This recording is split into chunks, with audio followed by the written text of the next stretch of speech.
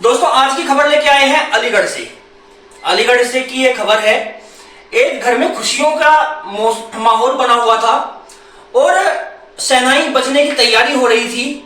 तभी उस घर में कुछ ऐसा घटा कि जितनी भी तैयारियां थी सब कुछ बर्बाद हो गई और एक लड़की की जिंदगी उजड़ गई। तो क्या है आज की घटना, चलिए बात करते हैं। नमस्कार दोस्तों, मैं अमर चौहान हाजिर हूं आपके सामने। दोस्तों एक लड़के ने सब्सक्राइब किया है, लड़का या लड़की जिसने भी किया है उसका सबसे पहले धन्यवाद। और कमेंट आए हैं 3-4 बहुत अच्छे, उन सभी के लिए धन्यवाद। तो अब बढ़ते हैं कहानी की ओर। दोस्तों जाते हुए एक बात और कहूंगा, प्लीज लाइक और कमेंट जरूर कर दें। आपके कमेंट से हमें बहुत प्रोत्साहन मिलता है। कहानियां ढूंढने में, न्यूज को इकट्ठा करने में बहुत समय लगता है। अकेला बंदा हूं, कोई साथ में टीम भी नहीं है। तो चलिए बढ़ते हैं कहानी की ओर।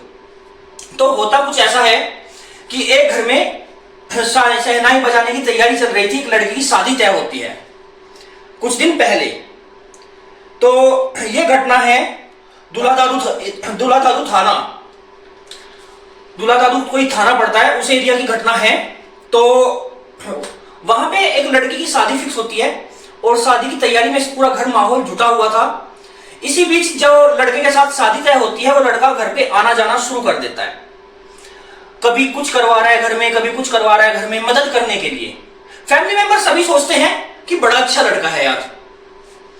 तो लड़का पढ़ा लिखा भी बहुत था, अच्छा कमाता था, कमाने में भी कोई दिक्कत नहीं थी। लेकिन वो लगातार उस घर में आना जाना शुरू कर देता है। सभी बहुत लड़के को देख के खुश थे, अक्सर वो लड़की से भी मिला करता था। लेकिन कोई भी उस घर में ये नहीं जानता था कि उनकी पीठ के पीछे जो लड़का आता जाता है बराबर, वो कुछ और ही अपनी खिचड़ी पकाने की, अपनी खिचड़ी तैयार कर रहा है, अपनी खिचड़ी बना रहा है, अलग ही प्लानिंग बना रहा है। तो समय बीतता रहता है। एक दिन लड़का आता है तो जो उसकी सास होती है, उसकी सास को मोबाइल गिफ्ट करता है इस बहाने से कि ठीक है कुछ काम होगा मुझे या आपको तो हम एक दूसरे से बात कर सकेंगे और हमारे लिए आसानी रहेगी।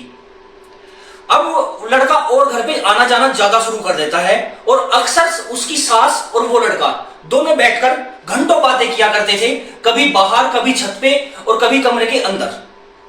घर में कोई भी शक नहीं करता है। उसके 2 कारण होते हैं। एक तो ये जो लड़का घर में आता है ये होने वाला जमाई है घर का, ठीक है। दूसरी चीज, जो औरत उसके साथ बैठ के बात कर रही है वो घर की मुखिया है, मालकिन है, वो उस घर की सबसे बड़ी सदस्य है। सबसे बड़े तो खैर उसके पिताजी थे लड़की के, ये लड़की की माता थी। तो वो इसलिए कोई उन दोनों पे शक भी नहीं करता कि ये क्या बात करते हैं। अगर बीच बीच में कोई पूछता भी है तो ये कह देते हैं कि हम घर की कुछ आपस की बातें कर रहे थे तो कोई दिक्कत नहीं है। लेकिन ये कोई नहीं जानता कि इसी बीच, इसी घर में इन दोनों के बीच में प्यार पनपने लगा है। अभी मामला प्यार का है या क्या है वो आने वाले कहानी में आगे पता चलेगा।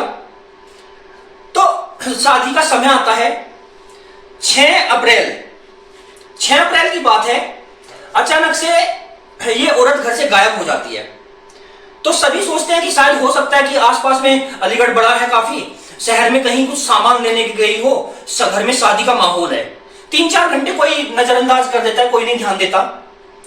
दूसरी तरफ जो ये लड़का है ये भी गायब हो जाता है अपने घर से और अपने पिता को फोन करता है कि ऐसा है कि मैं लड़के शादी नहीं करना चाहता और दूसरी बात, मैं अपनी मर्जी से अपना घर छोड़ के जा रहा हूं, मुझे ढूंढने की कोशिश मत करना, अब मैं लौटकर कभी नहीं आऊंगा। इतना कह के फोन काट देता है। घर वाले परेशान क्योंकि घर में शादी का माहौल था, शादी का समय चल रहा था। अब इतना होते ही लड़के का जो पिताजी है वो जाके एफआईआर कराता है कि लड़के को खोजिए कहां है वरना बड़ी मुसीबत में आ जाएंगे।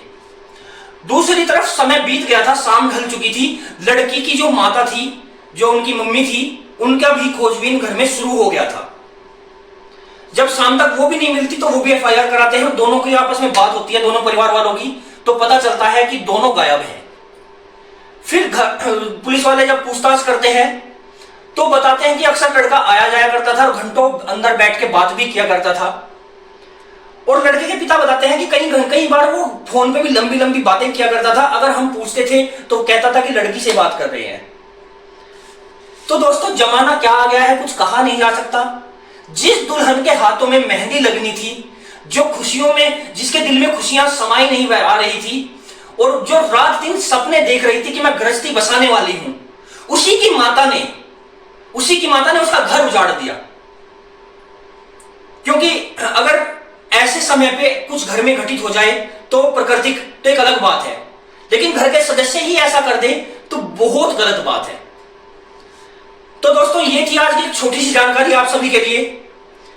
खबर कैसी लगी कमेंट जरूर कीजिएगा। तब मिलते हैं नेक्स्ट वीडियो में, तब तक के लिए नमस्कार।